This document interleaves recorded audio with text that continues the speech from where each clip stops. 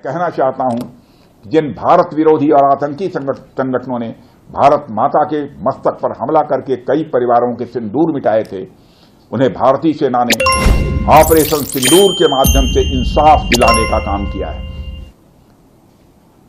और इसके लिए आज सारा देश भारतीय सेनाओं का अभिनंदन कर रहा है।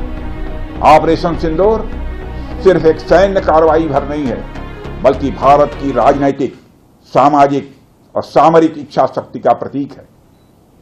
यह ऑपरेशन आतंकवाद के खिलाफ भारत की दृढ़ इच्छा शक्ति का और सैन्य शक्ति की क्षमता और संकल्प शक्ति का भी प्रदर्शन है। हमने दिखाया है, भारत आतंकवाद के खिलाफ जब भी कोई कार्रवाई करेगा तो आतंकवादियों और उनके आकाओं के लिए सरहद पार की जमीन भी सुरक्षित नहीं रहेगी। भारतीय सेनाओं ने ऑपरेशन सिंदूर को पाकिस्तान में मौजूद आतंकी ढांचा ढहाने के उद्देश्य से लॉन्च किया था। हमने उनके आम नागरिकों को कभी निशाना नहीं बनाया था, मगर पाकिस्तान ने न केवल भारत के नागरिक इलाकों को निशाना बनाया, बल्कि मंदिर, गुरुद्वारा, गिरजाघर पर भी हमले करने का प्रयास किया। भारतीय सेना ने शौर्य और पराक्रम के साथ साथ संयम का भी परिचय देते हुए पाकिस्तान के अन्य ठिकानों पर भी प्रहार करके करारा जवाब दिया है।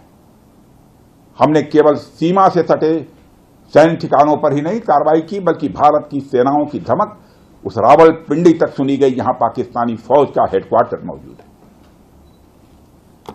मित्रों, भारत में आतंकवादी घटनाएं करने और कराने का क्या अंजाम होता है, यह पूरे विश्व ने उरी की घटना के बाद देखा, जब हमारी सेना ने पाकिस्तान में घुसकर सर्जिकल स्ट्राइक की।